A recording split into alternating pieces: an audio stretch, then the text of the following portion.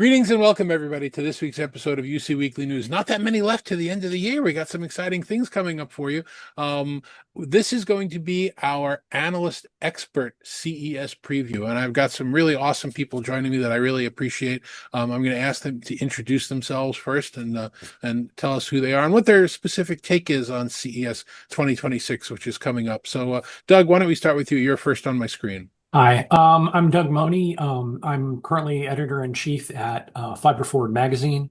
In addition to that, I have a kind of a Jekyll and Hyde relationship. Not only do I talk about fiber, but I also talk about satellites and space issues. So that's me.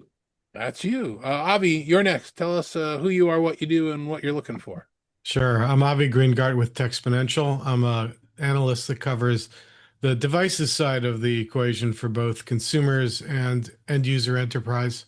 So CES is one of my biggest shows, and every year it gets more and more packed, and every year my participation seems to shrink down to client meetings at the Venetian and the Wynn. There's going to be an awful lot going on this year around automotive, around digital health. Of course, AI, whether some of that is real AI, AI washing, putting the word AI in front of everything like they use the word quantum in Ant-Man movies.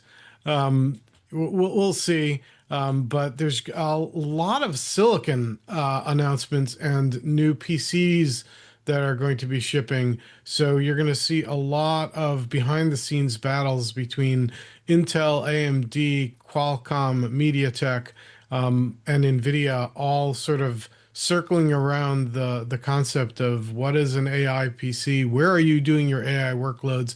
Is it in the cloud? Is it on your desk? Is it on your phone? Does anybody care? We'll see. Avi, thanks very much. We'll have to talk about what's going on at the Sphere this year as well. Yep. Tim Albright, it's your turn. Why don't you tell everybody who you are, what you do? My name is Tim Albright, and I run AV Nation. We cover the pro AV side of all things technology. And for me, this is really the jump start of the year. The first pro AV specific show is ISE. Happens about a month after CES. So CES is a really great primer for that show, but also shows us what's coming down the pipeline. Everything from Eureka Park to displays to UC technology. And as Abby said, all things AI. And finally, Deborah, why don't you introduce yourself? Hi, I'm Deborah Weinswig from CoreSite Research, and we are a global research and advisory firm. We really focus on the intersection of the consumer and technology. Increasingly, we focus on real estate, so like where it happens. And going back to how that kind of all ties into what we're looking at CES this year is, right, kind of AI in the physical world. So think about robotics, right? Autos, what's happening and how's the consumer engaging? And I would say that as a prelude to that, right, of course, it's all about AI. But then if we think about the next step, how is the consumer engaging and what are they looking for that they haven't found yet? And so I think we're going to see a lot that's new and what's next. And that's what I'm really excited about with CES this year. So this year, AI is the big deal. And, I am doing quite a bit of productivity increases with AI, but a lot of people are slapping that crayon AI in front of their name. Are we going to come out of the show with an understanding of what's real, tangible AI versus the AI washing that you talked about, Avi? No. Maybe like three or four more words. Okay, a little more.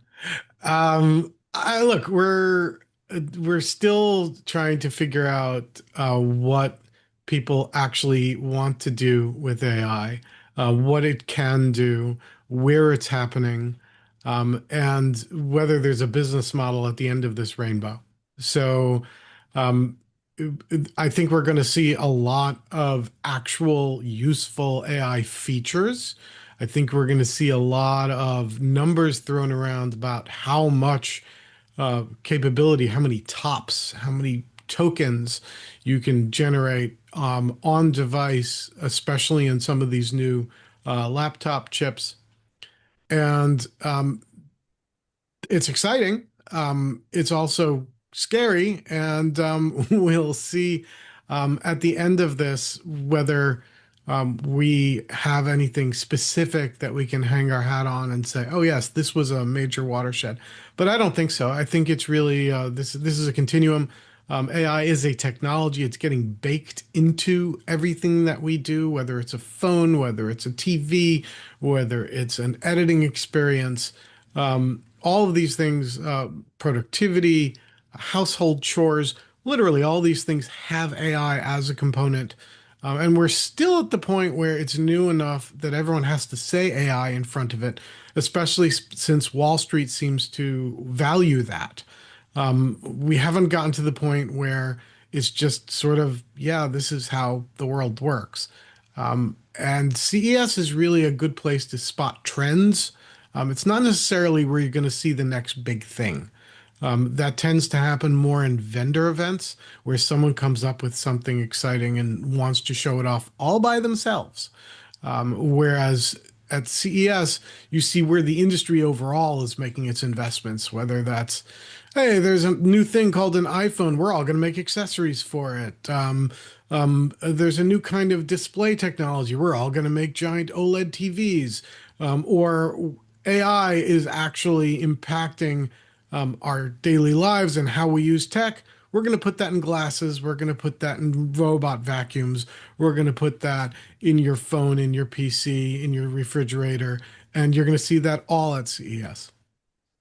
And car. Deborah, what do you think about CES this year? We feel that about every 3 years, it's really good, right? And it's kind of you're mentally kind of leapfrogging where you've been in the past. And if I think back to last year, right, when Jensen Huang talked about, right, AI in the physical world is LiDAR. Well, I know LiDAR is a topic that I've leaned very heavily into for a lot of supply chain and logistics reasons. And so, but to start to like, and once again, it's a tiny little sliver of one right, like press conference, one event. And I was like, that helped me.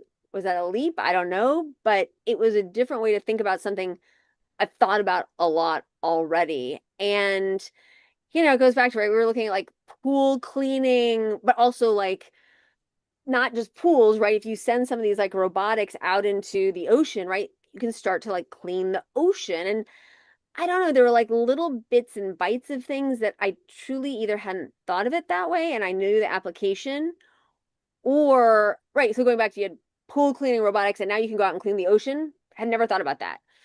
I know LiDAR, but to think of it as like AI in the physical world, that's a different way to think about it. So last year was interesting. I feel, I mean, I don't know, David, what you think, but for this year, I feel it's going to be maybe like an inch forward as opposed to even like a foot forward. Well, I think, being very loose here, I think our job in attending a show like this is to sort of run a comb through the wet hair and see what's going to stick on the head and what's going to come out. How do you separate the hype from the reality? And if I go back 3 years, we were talking metaverse. Everybody put meta in front of their name. And, I never got my Or their 5 whole second. name. Right, and their whole name. I never got my 5 second movie downloads from 5G on my phone. That was a promise I'm still waiting for. That goes down, with the Jetsons flying cars and the jetpacks. But we have to be the people, the tip of the spear saying, you know what, this metaverse thing, I get it. I like the idea of linking things together, but you know what? Let's call BS on that one. And I think we're at that point now with AI. AI is real. There are, if you use it correctly, which most people don't, but if you use what we have nowadays correctly, it can really be something to help you be productive in a way that never was before. My writing using AI, and I author it. I'm not having it write, but my using it as part of the process. I can write, something that would take me 3 days down to an hour, and have it be just as good and just as correct because I become the editor, and I give it the initial format. So, but there's going to be a lot of AI washing this year. There's Yeah, going to be look at this, look at that. I've had 9 emails this week only on the media list from companies that say it's their chip embedded that's going to make everything work. Would I like to see a demonstration? A demonstration of what? A chip? You're going to give me a magnifying glass and look at it? That we have to come back and say this is what's real this year, and this is just kind of spin. Yeah, I will say, I'm glad. I feel like this is like group therapy. It's I usually feel right like about this time because it's almost the 15th, right? Monday. And I usually get really excited. I mean, I get like I can physically feel how excited I am to go to CES. And I'm a little worried actually that I don't have that kind of swagger in my step. And I think it goes back to David, all this pollution into my inbox is really what it is. And I'm not like, oh, that's like, because sometimes like there were even like, pizza making machines or bread making machines, right? Like I remember those. And I was like, that's kind of cool. I want to go see what that's like. Or, different kinds of this, that, or the other. And I will say this year, I'm kind of like, tell me something I haven't heard of before. Doug, this is what your 20th CES. You've been going many years. I've stopped counting. I just Yeah, go, oh, a lot. a lot. What do you see as differences this year versus what you've seen in past years? You've obviously been getting the same emails as the rest of us. A lot more embedded technology people are writing, come see our chip. I mean, what am I going to see in your chip? I'm going to take a magnifying glass out and look at your chip. Wonderful. But, that's one thing that I'm noticing. Are you noticing anything from the information that's coming to you? Well, I think that maybe Tim alluded to this as well. This is no longer the Consumer Technology Association event. This is more like the technology event. Enterprise is coming, or is coming. I've seen a lot of stuff in my inbox about enterprise AI. And there's also the applications of, I forget physical AI, where we're Where to see basically, robots. yeah, exactly. Well, robots, tractors, heavy, if you had told me 5 years ago that CES would be the place where you'd see heavy machinery, I would have said, what? And now it's like we're going to have Caterpillar, doing a keynote or doing a major media event. John Deere's been there for a couple of years. John Deere has come and gone. They're basically, yeah, we're at the show, whatever. You name it in terms of Daewoo Bobcat is their hype is going to be AI and the Bobcat. So a lot of stuff going on there. In terms of, I think you'll hear the physical AI buzzword to separate it from some of the more cloudy type of applications that we're seeing now.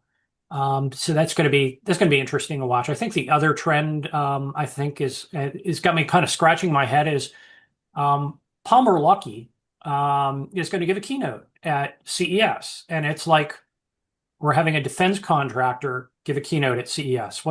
I want to say what is wrong with this picture, but there's definitely been a mission creep or mission stretch from CES for any number of years, and I don't know if we've stretched it to the point where it's going to snap or it'll be business as usual. Yeah, I've talked about how, and this goes back like 10 years, and I haven't hidden this from anybody at CES, CTA. They understand my opinion that we've taken this from a products show, a solutions show, to a concepts show. You get some of the larger organizations building booths that deserve to be buildings with kitchens and bathrooms in them, and going all the way to the top of the ceiling of the conference center. And you ask them what they're saying, and there's no answer. They're just there to be there. There's nothing to buy. There's nothing. Oh, it's the future. We're showing the future. Well, what? Here's my credit card. What am I buying? So I would like to see more actual solutions than concepts. And in fact, I've told the CTA I'd like to see that separated into two different shows. Maybe, extend it for 2 or 3 days and do one half one and the other half. I mean, a lot of it's not practical because of how big it is, but there are way too many concepts there to be worth our time. I don't need to sit down and listen to how Ford sees the future when there's nothing to see. So that's just my opinion anyway.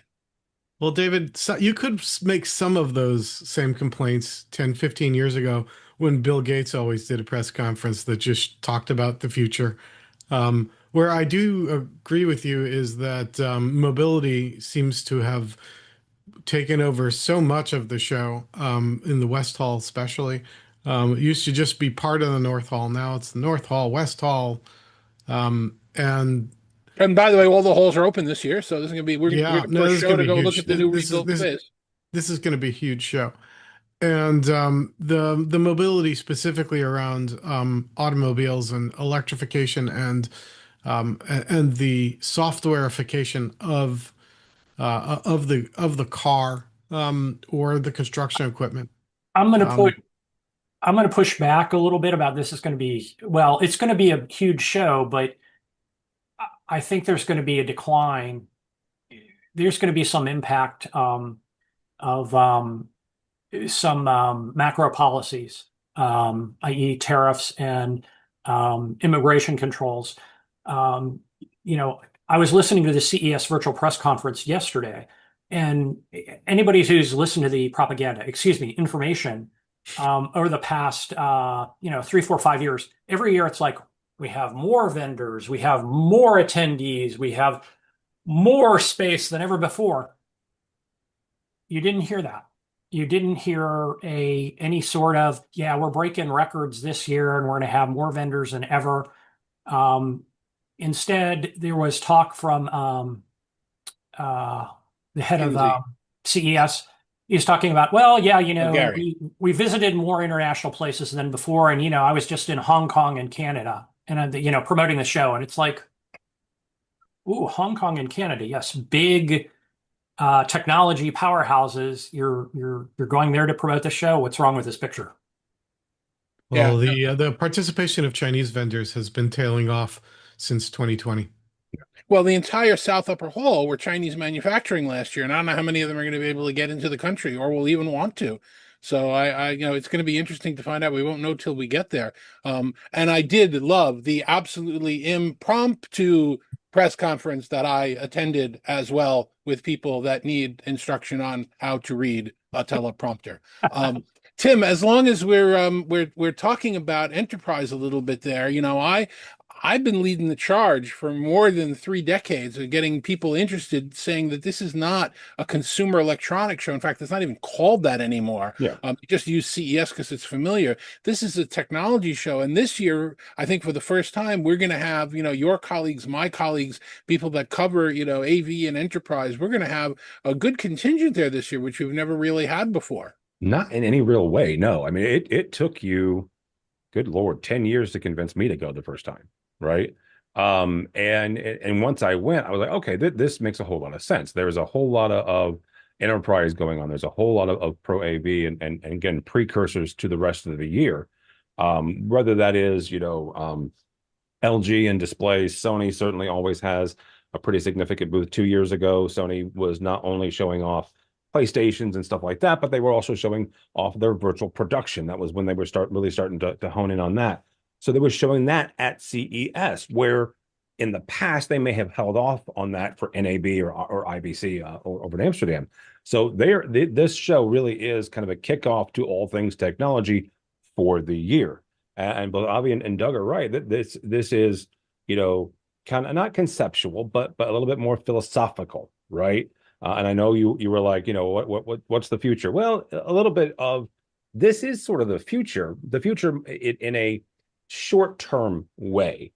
They're not giving you 5 years. They're not giving you 10 years. Good God, no. 18 to 24 months. If that 12 months, I think is safe.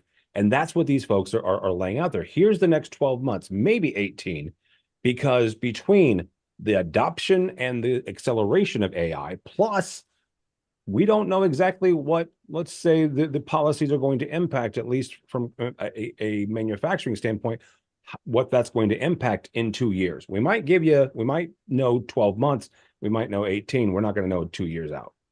It's an interesting life story that I was with my family at, I think it was a CVS. I don't even remember the first time that disposable cameras came out. And they're not even on the market anymore because everybody uses their phone. But everybody looked at that and said, "Wow, do you believe that? I can't imagine that they came out with that." And to me, it was nothing because I'd seen it at the last CES and I already realized that it was coming. So we get that kind of look ahead as to what's happening in an ideal world when there aren't, BMW with booths that go to the stratosphere and all the rest of that.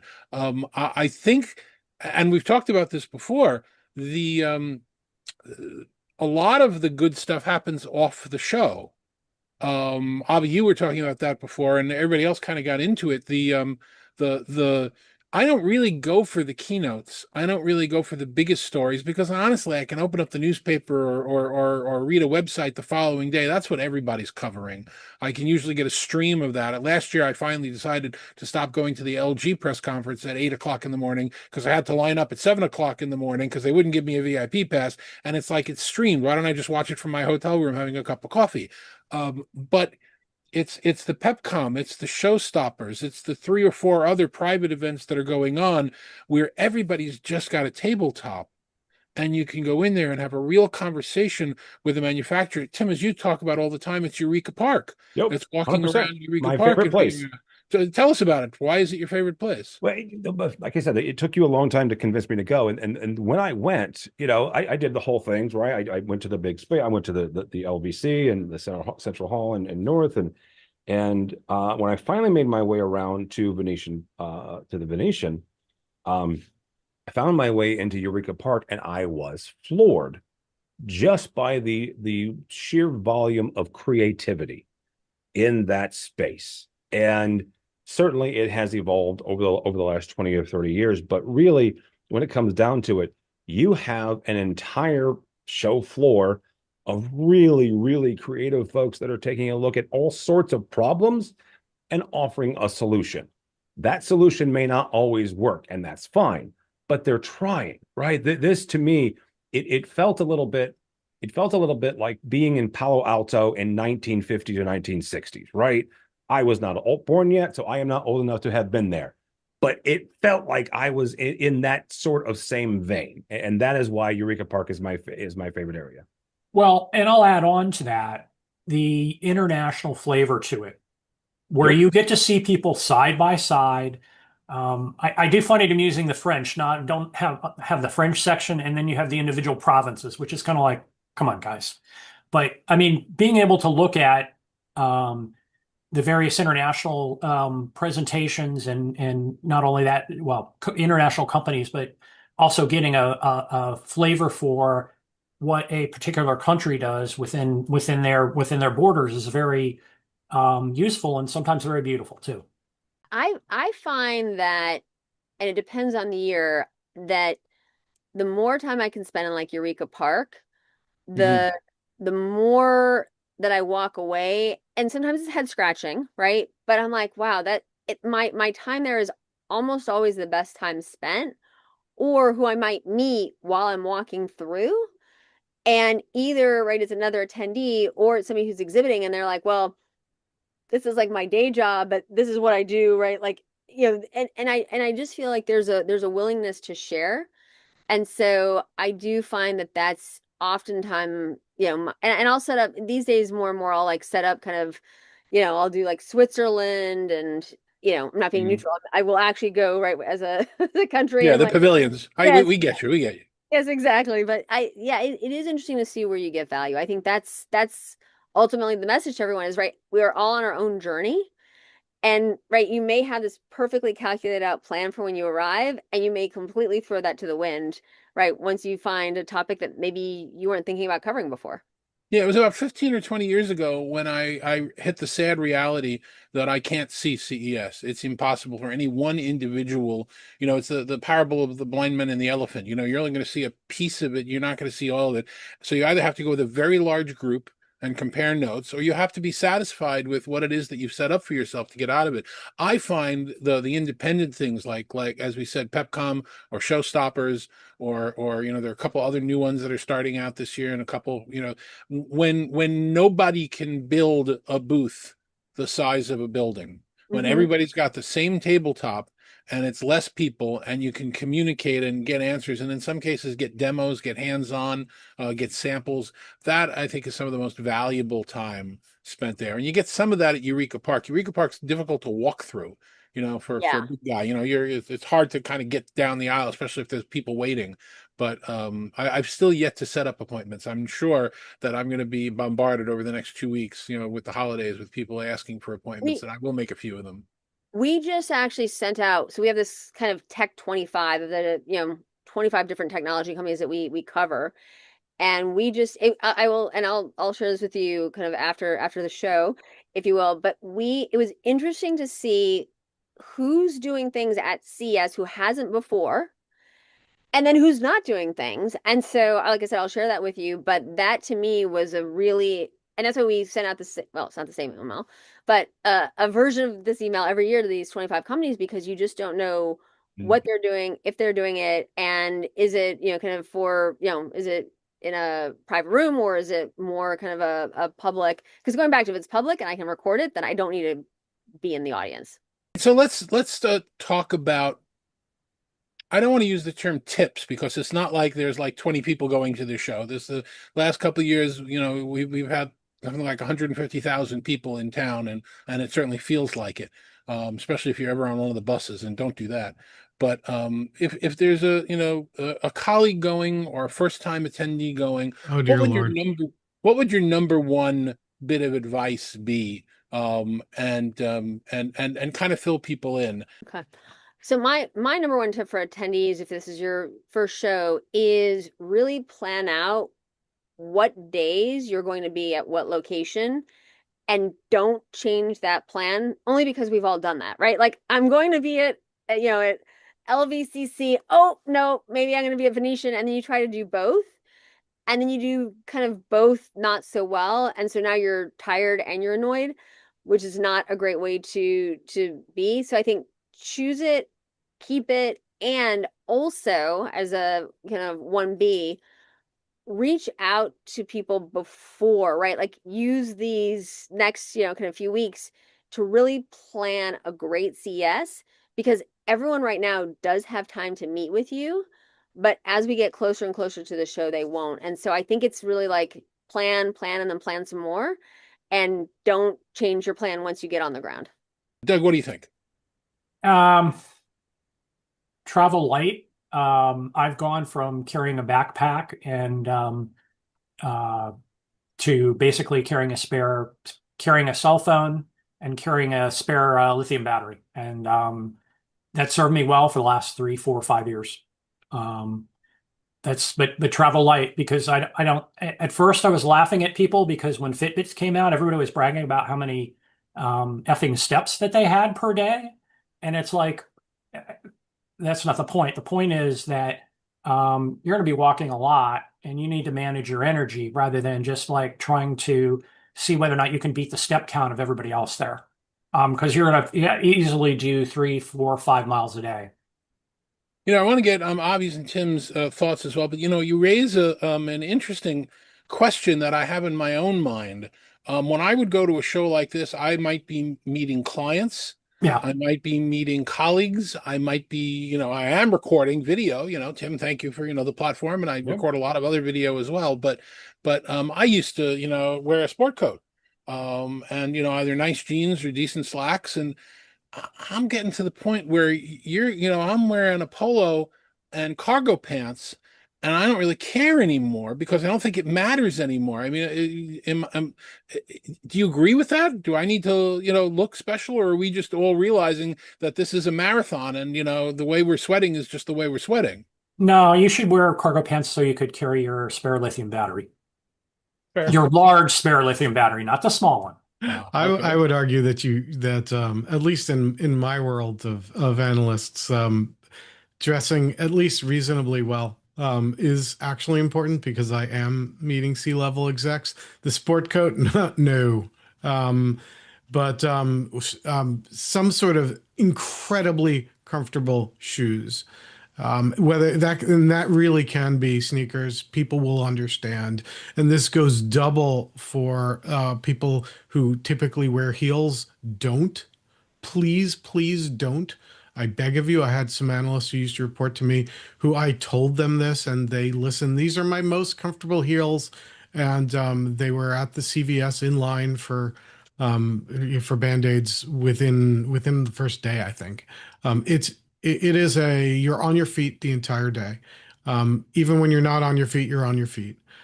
You can mitigate that a little bit by cutting through booths. They don't like it, but hey, those are carpeted. Um, and you can absolutely agree. Logistics are everything. Deborah's absolutely correct. You should consolidate all your meetings to one venue because you won't be able to get to a different venue within the day. It's just not possible. The logistics are that bad. And there are things out at the area, and there are things at the Mandalay Bay, and there are things at 5 different LVCC halls. The Venetian sounds like it's a hotel. It's not. It's a city. Like there are, yes, you can walk from the Venetian to the Wynn, but that's about it. And even walking within the Wynn, um, you can literally walk 2 miles within the Wynn. So these are the things. Hydrate. People offer bottles of water. Just take one. Drink half of it, then throw it away for weight. It is a desert. It may be the winter, but it is the desert. You are going to need water, and do your best to leave at least some downtime. My favorite hack is because I keep kosher. I bring food with me, and like a PB&J in the middle of the day is crucial. And people who don't keep kosher see me doing this, and suddenly they're like, "Why should I wait an hour in line for terrible, overpriced convention center food?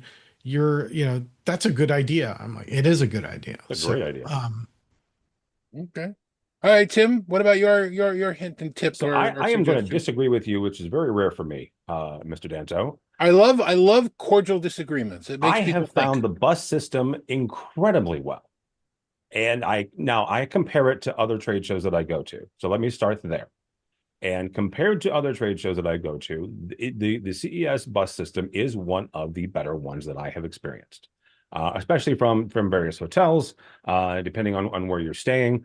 Obviously, right, getting from point A, let's say like getting from the LVC to the Venetian is not impossible. It is very difficult, and you're going to burn about an hour to an hour and a half. If you have that hour and a half to burn, knock yourself out, right? But as some of the other ones have said, plan your entire day in one general vicinity, right? For me, if you want to find me, I will be at the LVC on Tuesday. I will be at the Venetian on Wednesday. Thursday for me is kind of like what did I miss, right? And what I need to catch up on and stuff like that. And that's the day that I will burn an hour if I need to go from between the various venues. But I really have like I said, I've enjoyed the bus system. I think it's fairly well. It is more regular and cheaper than trying to get a taxi or an Uber. And certainly, wear comfortable clothes, wear what you're comfortable in. I know you asked about clothing. I wear a jacket and a button down shirt, regardless of where I am. So that is what I will be wearing, but not, you wear what's comfortable and appropriate for you.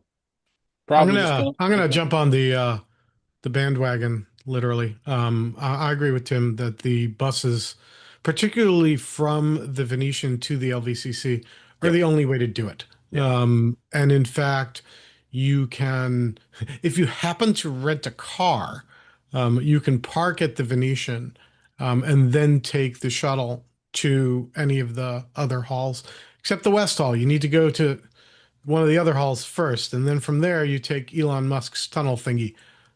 It works. It's not great, but it works. Those are the ways to get around, but logistics at this show are hard. I have told PR people over and over and over again, do not plan things way off site. I'm sorry. I understand that booth space is enormously expensive. I understand that suites at the Venetian and the Wynn are enormously expensive, but those are the only places you can actually get to without dedicating an entire day to whatever it is that you're trying to do. And if you're paying people to attend, your event, great. You'll get some people who don't have other obligations. If you're not, good luck. Well, I'll offer some advice to exhibitors who apparently from all of the emails that we are all, since we're on the media list, flooded with starting now and getting worse every day, they don't seem to understand. The first one is, in the subject line of your email, tell us the name of the company and what it does. I don't want to waste your time. You don't want to waste my time. If you're selling shoes for tennis players and I'm not a tennis player, I'll know not to read your email. If I can't tell from the first subject or a couple of sentences, I'm not going to read it either. But David, what if it's an AI tennis shoe? Well, there you go. Then it's important. It's got a chip. I have to go get a demonstration. I can't believe how many companies already have asked me to have appointments to have demonstrations of embedded chips. I don't, it's like, why can't I do that now? Just anyway. I'm going to jump onto that and say that email has to have location in it. Yes. Yes. I need to know where you think you're asking me to go, because again, location is everything. Logistics are everything at this show. If I can squeeze you in between two other things because I'm in the area, I'll do it. If you're somewhere off site, I'm not. And if you don't know where it is, that's a red flag. Yeah. Yeah, I've come to the point where if somebody's telling me that they're roaming or they're going to meet me at coffee table or somewhere else, and I'm like, well, maybe we shouldn't meet after all. If you're not, you're not going to be serious about having a presence there. And I know that's kind of snobby of me, but at this point, it's just like, it's efficient. No, it's your time and their time. Well, and the other thing is, if it's this informal, well, why don't we do a pre-brief? Why don't we do something under embargo? I mean, I've been beating on a couple of firms this cycle that, hey, okay, I'd love to do this. Can you brief me under embargo? And they've been like, well, no, everybody's too busy before then, but you can meet us at the show. And I'm kind of like, I prefer to meet you off the show where I am not stressed, where we are not fighting the noise crowd, where I can, cognitively answer a set of questions and not have to worry about going to my next meeting. And for a lot of these quote unquote professional PR firms, it's just like, no, I gotta have you meet me at CES. I gotta make my quota or something like that. It's just like, Jesus. All right. So continuing with the advice that I was going to give, the second piece was, if you're going to the show and you're getting a table at an event or a booth on the show floor, make sure that there's somebody that's staffing that location that can talk on camera at least somewhat intelligently about why you're there. I actually walked up to an organization that had been showing their wares at the show for something like 20 years last year and said, is there anybody on camera that can just, give me a minute or two about what's going on so I can share it with my viewers? And they answered saying, I'm sorry, there's nobody at the show right now who's authorized to speak. Why are you there? Why are you at CES? No one there? No one is authorized to speak on camera. Why are you at a media show? Well, at least we have people that can speak, even if not on camera. I mean, Dave, you go back, you remember the days of booth babes where you just had very good-looking women, and as we got more progressive men, going, and it's like, but yeah, okay, tell me about the product, and then they get the blank face. So. Well, we've been around and around on that issue for a very long time, and I think we're in a better place than we ever were. But there's always segments that pop up that don't understand, the current culture in the world. So, and then the last piece of advice, the third piece of advice that I will give to people that disagrees with all of you about the concept of renting a car. As you guys know, I do rent a car, not so much for during the day. And logistically, that's a nightmare as well, because you have to figure out where you can park and then take other transportation during the day. I do it for the evening events. I do it, Avi, as you know, I also, pick up food to keep in my hotel room. So I'm not eating bad breakfasts at a hotel for $60. I've done that run with you. Go, yes, you have, and you see, I'm not shy about that. But A bit of advice I've been given is that a lot of Las Vegas casinos now will offer free parking to locals, and they use a system from a company, I think it's called Metropolis, that just the only checking they're doing is they're checking the license plate. So if you're renting a car, rent a car with a Nevada license plate. There you go. Plus it's getting free parking. Now that was just told to me by a local last week, so I'm very when I was there for LDI, but that's something I You're have to think about. you're far braver. You two are far braver men than I. I've given up renting cars. It's just like Uber Lyft is the way to go. Yeah. In many cases, it is, and one does not replace the other. And thankfully, I no longer work for a large Fortune 500 company who wants to know why there is a Lyft receipt and a rental car receipt, and it's because that's the most logistically smart way to do it in this particular circumstance, and that's just the way it is. So all Yeah, good. take the monorail, but not to get there or get back. The monorail is great if you're in the middle of the day. It is so badly oversubscribed at the beginning and end of the day that it's basically pointless. Mhm. The buses are actually a better value, especially since sometimes even if they're on a route and the route isn't starting for another 15 minutes, you can sit down on them. Mhm. So I think monorail management has gotten better though. It was very bad when it initially kicked off. Last couple of years, I've been able to get on and off the monorail. Well, to get to the venue, I haven't had any issues. The other bit of advice that I will give to exhibitors, and I don't know why this one's so hard. I guess the advanced companies know this, but a lot of the newer ones don't. The show opens on Tuesday and ends on Friday. Mhm. The media is there typically as of Saturday night, Sunday. Typically, use the media days. If you would like to make an appointment with me, we're all at the Mandalay Bay. There's plenty of spaces. There's media interview rooms that you can book. Show up on Sunday and Monday and use that time to provide your news, because that's when we would like to fill our schedule. I don't want to have to make an appointment at your booth at 12:30 because I don't know if I'm going to be able to get to your booth by 12:30. I'll try, but use the media days. Yep. and I'll piggyback on that and say use Pepcom and Showstoppers. Oh my God. Yeah, I totally agree with you. 100%. The do not, however, expect me to set an appointment with you at Pepcom. That way lies insanity. Have you ever been to Pepcom during CES? Clearly not. But it Pepcom is this year is at Paris because there is no Mirage anymore. Yeah. Those are really good ways of having a curated media audience to talk to, hopefully some product managers and some marketing folks who can actually talk to the media.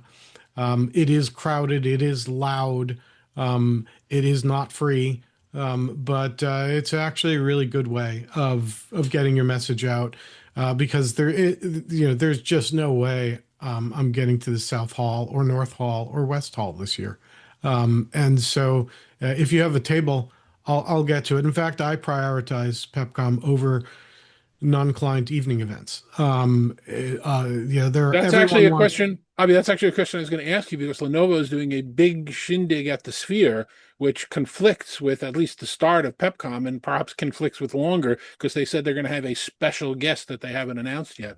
Are you going to completely ignore Lenovo and No, I'll be at Pepcom? the Sphere. So I said non-client. Non-client. So what we're saying is we're all going to be at Pepcom late this year. We are all going to be at Pepcom late this year, and if Pepcom is smart, they will extend the hours. So this is funny. So last year, well, funny and not. So last year, right? Like we all waited in line. We got our Sphere ticket to go see the Delta keynote. So nothing makes me nauseous. Nothing outside of sometimes VR. So I'm in the Sphere and I'm like getting my, I don't know, soda and like a snack. And so I go to sit down. I'm like, I'm a little chatty. So I'm like talking to people, right? Like, yeah, because you're like, oh, what did you see that was interesting? I mean, it's not anybody I know. These are like my CES friends, right? And as in I met them 5 minutes before. So I go in to sit down and I'm like holding on for dear life to the railing. And I'm like, okay, I'm like in a giant VR. I'm like, I've got to like back up And so I took a photo and I left. And actually on my way out, I bumped into this group of people. It turns out the woman and I, she going back to Metaverse, she was very big in Metaverse, and that's how I knew her. And so we talked for a while and this, that, and the other. And we ended up having one of my better conversations, herself and two others at the Sphere. And that will be my one and only time that I ever go to the Sphere. So the decision, but I actually think there's some other things that are interesting, right? Samsung's moving everything over to the Win, right? So they're not going to have a presence at LVCC. Really? I didn't know that. And so I heard from CTA. So I know it's Okay. I'd heard it through the grapevine from Samsung, but then hearing it from CTA, I'm like, But okay. Samsung last year, their you can't even call it a booth. They were literally wall to wall in the central hall. You couldn't get to the back of the central hall unless you walked through the Samsung property. So that's all going to be gone this year? Yep. And then they always had, right, like I don't even know what you want to call it, over at Caesars, right? They would have a separate, right, you could go and see. It was actually one of my favorite things to do. You'd get like the little black, right, like kind of, you know, visitors pass to get in. And I would be over there for 3 hours because I would like suspend reality, going back to what was the now and what was the next. And I felt like I learned a lot culturally about the company that really helped me understand the core of what they do and why they do it and what makes them so special. And the fact that they also took time with, like, it would usually be me plus one other person, that really changed how I thought about the company. And so I think what they're trying to do is to take the LVCC experience and that kind of Caesars experience and marry it. And so that's going to be over at the Win. So you start to think about, right, that's a major difference, right, in terms of how we're going to build our schedules. I didn't hear CES unveiled in that list. So CES Unveiled is not my favorite, and it's not because of the timing. The timing is great. It's on Sunday afternoon rather than one of the evenings. The problem with CES Unveiled is the companies that go there, I guess, couldn't get into Pepcom or Showstoppers, and because those are sold out. And the quality of the companies that you meet is low. There isn't as much going on at the time, and so it tends to get oversubscribed with media very quickly. And so the signal to noise ratio at that is much lower than at the other two events. I find that Pepcom is usually the highest number of high value companies, but it's very, very crowded. Showstoppers has a large portion of high value companies and is a little bit less crowded, so sometimes it's a little easier to make your way around and get time with the ones that you want. And Unveiled is at the bottom of that list. I wish it wasn't.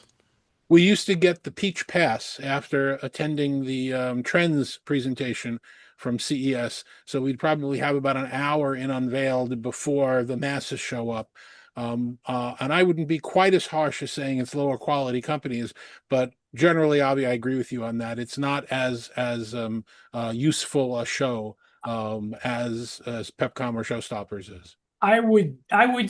Well, the interesting thing with CES Unveiled is that they've brought in more international presence than you would see at a Pepcom or a Showstoppers, number one. And I'd say that number two is that my frustration is in part with CES Unveiled. They're not as exclusive as they'd like to think, because Unveiled is supposed to be their new products.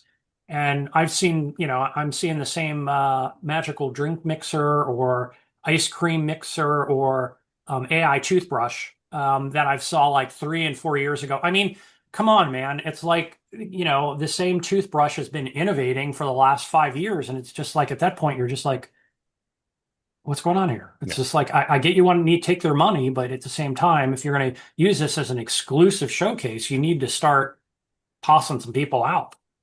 Yeah, no, I hear you. And I was going to say the toothbrush before you did, but you didn't do it. Gentlemen, how can people reach out to you, and ladies, how can people reach out to you and find out more about what you do and where you are? Doug? dmohney139@gmail.com is the best way to reach me. Avi, how can somebody find out more about what Techsponential does? Well, you can go to techsponential.com. I also have a consumer-facing devices site I just spun up called devicesview.com, and you can see me on all the socials at Greengart, my last name. Thank you, Avi. Tim? Yes, sir. You can find me on avnation.tv or connect with me on LinkedIn. Deborah? Deborah Weinswig at coresight.com. You can go to coresight.com as well. I'm very active on LinkedIn and also on X. That's it for this week's episode of UC Weekly News. We will see you at CES. If you don't hear it from us at any other time, happy holidays. Spend time with family. Have some meaningful moments. Thank you, everybody who joined us. We'll see you on next week's show.